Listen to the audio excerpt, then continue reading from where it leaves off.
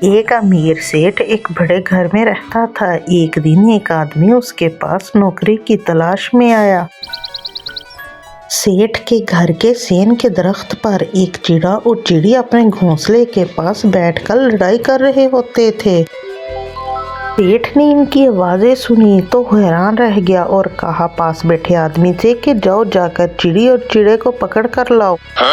वो आदमी दरख्त के पास आया और चिड़ी और चिड़े को पकड़कर सेठ के पास ले गया।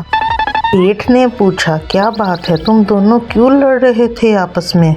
वो दोनों हैरान हो गए। चिड़ी बोली, सेठ जी, हम तो ऐसे ही नहीं लड़ रहे थे, हम तो एक पुरानी कहानी याद करके आपस में लड़ रहे थे।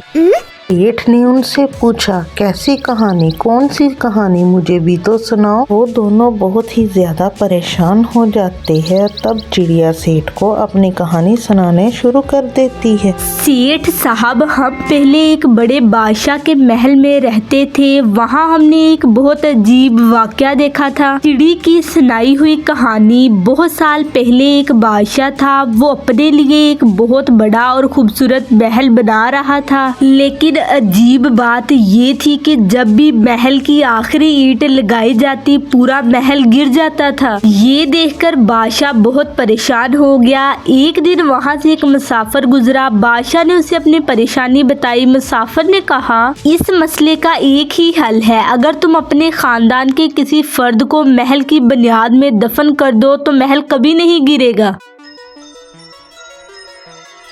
ये सुनकर बादशाह बहुत परेशान हुआ, लेकिन लालच में आ गया। वो घर गया और अपनी बीवी को सारी बात बताई। मलका ने कहा, हमारे बेटे की 2 बीवियां हैं, हम उन दोनों में से किसी एक को महल की बुनियाद में दफन कर देते हैं ताकि महल बन जाए। ठीक है, जैसा आप कहते हैं मैं वैसा कर लूँगा। कल सुबह ही उन दोनों को मैं बुलाकर पूछूंगा तुम्हारी आखिरी ख्वाहिश क्या है, और मैं उन लोगों को सब कुछ बता दूंगा। बादशाह अगले दिन अपने बेटे की बीवियों को बुलाकर कहता है, आप लोगों ने जो करना है कर लो, और आपकी क्या ख्वाहिश है हमें बता दो। आप दोनों में से एक महल के नीचे दफन होगी। वो बादशाह की बात सुनकर बहुत परेशान हो जाते हैं। उन्हें कोई समझ नहीं आता। वो अपने कमरे में चले जाते हैं। वो अपने कमरे में जाकर अपने शौहर का इंतज़ार करने लग जाते हैं, लेकिन उसने बहुत ही रात को आना था। वो बादशाह की बात सुनकर दोनों बहुत परेशान होती हैं। कुछ ही देर बाद उनका शौहर आ जाता है। अरे क्या बात है, मैं तो अभी शिकार से आया हूँ, क्या आप दोनों ने कुछ बात करनी है? जी, हम दोनों ने आपको कुछ कहना है। बादशाह सलाबत ने हमें सुबह बुलाकर कहा था कि आप दोनों में से किसी एक को इस महल के नीचे दफन करना है। अब आप बताएं कि हमें क्या करना होगा। मैं ऐसा नहीं होने दूंगा। हम ऐसा करेंगे, रात को 12 बजे हम महल छोड़कर भाग जाएंगे और किसी को पता भी नहीं चलेगा। आप अपना कीमती सामान ले लो, हमें रास्ते में जरूरत पड़ेगी। वो अपने साथ कुछ खाना, पैसे और जेवरात लेते हैं और भाग जाते हैं। वो महल से बाहर निकलते हैं। वहाँ सैनिक खड़े होते हैं। वो पूछते हैं कि तुम कहाँ जा रहे हो, लेकिन वो कुछ जवाब नहीं देते और घोड़ों पर बैठकर चले जाते हैं। वो जंगल के बीचों बीच जा रहे थे क्योंकि उन्हें कई रास्ते पार करने थे। वो रात भर सफर करते रहे। सुबह होते ही वो एक गाँव में पहुँच गए। में आकर एक छोटा सा घर देते हैं और उसमें रहने लग जाते हैं। वो गांव में कुछ सामान लेने के लिए जाता है और वो देखता है कि गांव वाले उनके खिलाफ कुछ बातें कर रहे हैं। वो कुछ भी नहीं कहता और घर वापस आ जाता है। वो घर आकर बताता है,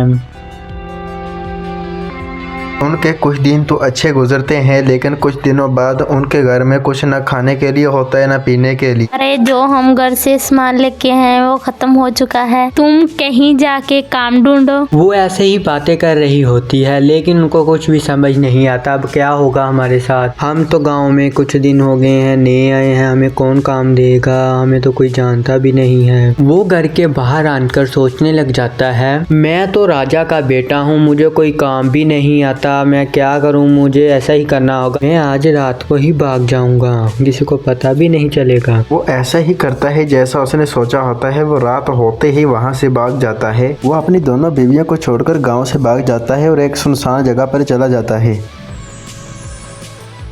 सुबह होते ही वो दोनों आपस में लड़ने लगते हैं और कहते हैं वो कहाँ पर गया। उनमें से एक बीवी कहती है कि वो कहाँ पर गया होगा। उनमें से एक बीवी कहती है शायद वो बाहर गया होगा, मैं देख कर आती हूँ। वो बाहर जाती है देखने के लिए, लेकिन वो बाहर भी नहीं होता। वो समझ जाती है कि वो काम पर ही गया है। वो बाहर देखती है, जब उसे कुछ नजर नहीं आता तो वो घर वापस चली जाती है।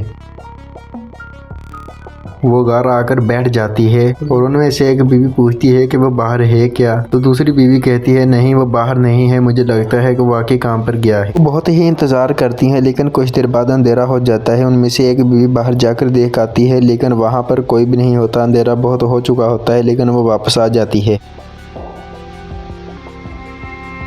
वो घर के अंदर आकर बैठ जाती है तो दूसरी बीवी पूछती है कि क्या वो बाहर आया है कि नहीं। वो बताती है कि नहीं, बाहर तो कोई भी नहीं है, मुझे लगता है कि हमें छोड़कर वो भाग गया है। तो दूसरी बीवी कहती है कि अब हमारा क्या होगा, वो हमें छोड़कर भाग गया है। अब हम दोनों को ही कुछ करना होगा, हमारे पास तो खाने पीने के लिए भी कुछ नहीं है। मैं कल को जाऊंगी और कहीं से काम ढूंढ कर लेकर आऊंगी। अगले दिन वो भेष बदलकर गांव के राजा के महल के पास से गुजर रही होती है। वो सोचती है जहाँ मुझे महल में नौकरी मिल गई तो हमारी सारी जिंदगी अच्छे से गुजर जाएगी। वो इतना कहकर वहाँ से चली जाती है। अगले दिन फिर आती है। वो महल के दरवाजे के आगे से जा रही होती है। बादशाह आवाज लगाता है, अरे तुम कौन हो? मैंने तुम्हें कई बार देखा है, तुम महल के आगे चक्कर लगाते हो। बादशाह हुजूर, मुझे काम की तलाश है, इसलिए मैं आपके महल के चक्कर लगाता हूँ। क्या आप मुझे कोई काम दे देंगे? हाँ, तुम कल आ जाना, मैं तुम्हें काम दे दूंगा। ठीक है बादशाह हुजूर, मैं कल को आपके दरबार में आ जाऊंगा, मुझे कोई अच्छा सा काम दे देना।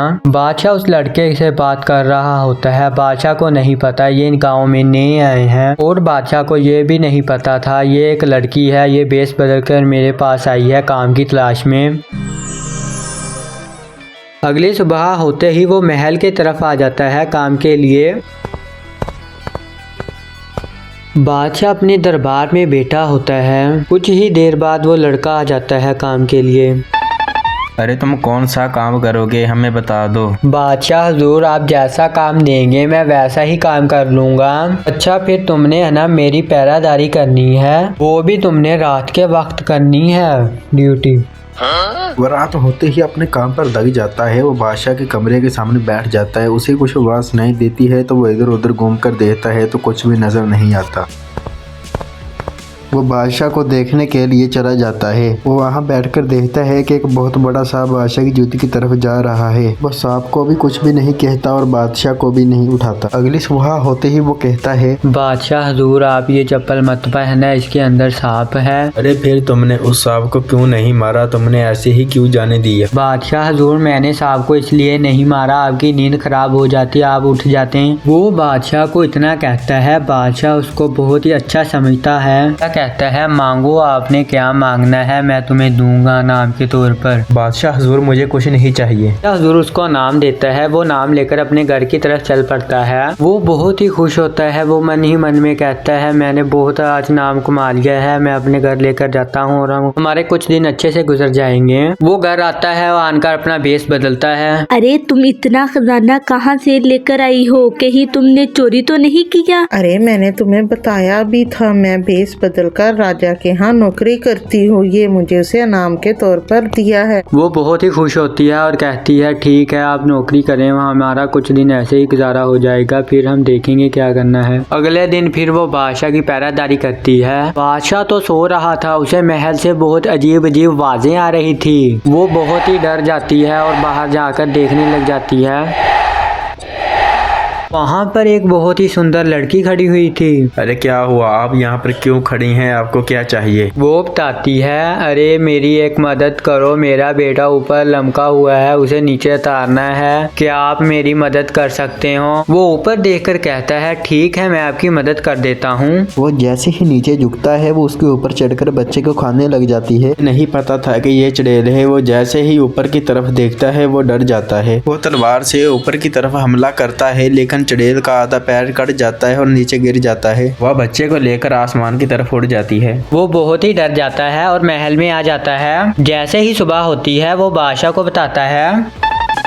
बादशाह सलामत कर रात को एक चुड़ैल लड़की के रूम में महल में आई थी। बहुत ही रो रही थी। वो कह रही थी कि मेरी मदद करो। मैंने उसकी मदद की। वो चुड़ैल निकली। मुझे पता है कल रात बाजें आ रही थी। मैंने कहा देखें अब कि ये क्या कर रहा है, इसलिए मैं आपकी बहादुरी से बहुत खुश हूँ। ये लो इनाम, और मैं तुमको अपने घर के सामने एक महल बनाकर देता हूँ। तुमने वहाँ सारी जिंदगी रहना है। बादशाह सलामत उसे अपने महल के सामने एक बहुत बड़ा महल बना देते हैं। वो दोनों उसमें हंसी खुशी रहते हैं। वो दोनों आपस में बातें करती हैं कि अब हम अमीर हो चुके हैं और हमारे पास बड़ा सारा घर भी है, क्यों ना हम दोनों गांव के गरीब लोगों की दावत करें, शायद उनमें से कोई हमारा शोहर भी हम लोगों को मिल जाए। ठीक है, हमें ऐसा कर लेना चाहिए। मैं बेस बदलकर राजा से पूछ कर आती हूँ। बादशाह सलामत, हमने सोचा है हम गांव वालों की मदद करें और खाने पीने का इंतजाम करें, अपने घर में कर लें या नहीं। आपने जो कहा सही है। अब जाकर तैयारी करें। मैं महल से किसी नौकर को भेजकर गांव वालों को बुलाता हूँ। वो वहाँ खड़ा बादशाह की बातें सुन रहा होता है। महल से एक नौकर जाता है। वो सब गांव वालों को बुलाकर लेकर आता है। कुछ देर बाद सब गांव वाले उसके घर में इकट्ठा हो जाते हैं दावत के लिए। वहाँ पर तरह तरह के खाने और पकवान भी होते हैं। सब गांव वाले आ चुके होते हैं वहाँ पर बादशाह और उसके नौकर सब होते हैं। लेकिन जिस लड़की ने भेष बदला होता है वो अपने शोहर को देख रही होती है, लेकिन वो नहीं आता। वो कहती है हम अब क्या करेंगे, हमारे पास सब कुछ तो है लेकिन वो नहीं है। दूसरी तरफ कुछ गांव के लोग आपस में बातें कर रहे होते हैं। बादशाह ने पूरे गांव की दावत की है। वो शख्स जिसने अपने घर और अपने महल को छोड़ा, वो दरख्त के पीछे खड़ा सब बातें सुन रहा होता है। वो कहता है मैं बादशाह के दरबार में जाकर देखता हूँ, शायद मुझे भी कुछ मिल जाए। वो जैसे ही महल में आता है सैनिक उसे अंदर नहीं जाने देते। पास ही खड़ी वो लड़की जो उसकी बीवी होती है वो कहती है इसे अंदर आने दो।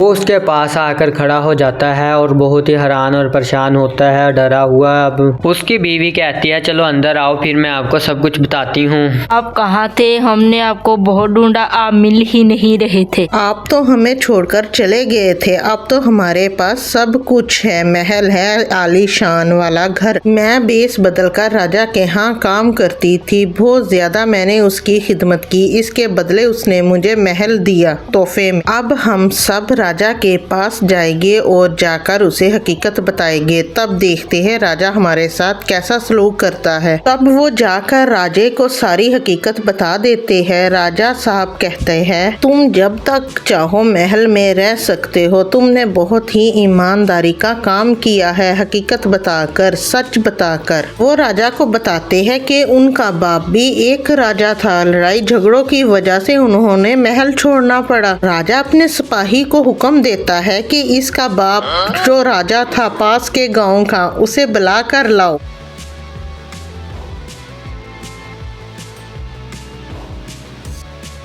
बादशाह सिपाही से पूछता है आप कौन हो, कहाँ से आए हो? तो मेरे राज्य के नहीं लगते, आप किसी और राज्य के हैं। सिपाही उसके बाप के पास आता है और आकर कहता है आपको दूर दराज के राजा ने बुलाया है, आप मेरे साथ चलिए। राजा सिपाही की बात सुनकर सिपाही के साथ चला जाता है बादशाह के महल में। मैंने सुना है आपने अपने बेटे और बच्चों को घर से निकाल दिया है। नहीं राजा साहब, मैंने इनको घर से नहीं निकाला। घर में कुछ मसले मसाइल चल रहे थे जिसकी वजह से ये नाराज होकर घर से चले गए। मैंने तो इनको बहुत ढूंढा मगर ये कहीं भी नहीं मिले। अब मिल गए हैं तो मैं इनको अपने साथ लेकर जाना चाह रहा हूँ। राजा ने बच्चों को उनके बाप के साथ हंसी खुशी भेज दिया। सेठ जी, हम इसी महल के दरख्त पर रहते थे और हमने अपनी आंखों से ये सब देखा था, इसीलिए हम आज इस बात को याद करके लड़ रहे थे। सेठ जी ये वाकया सुनकर बहुत ही हैरान और परेशान हो जाता है और कहता है इस कहानी से मुझे भी सबक मिला है। अब हम मिलजुल कर एक साथ काम करेंगे, किसी पर जुल्म नहीं करेंगे और ना इंसाफी करेंगे किसी के साथ।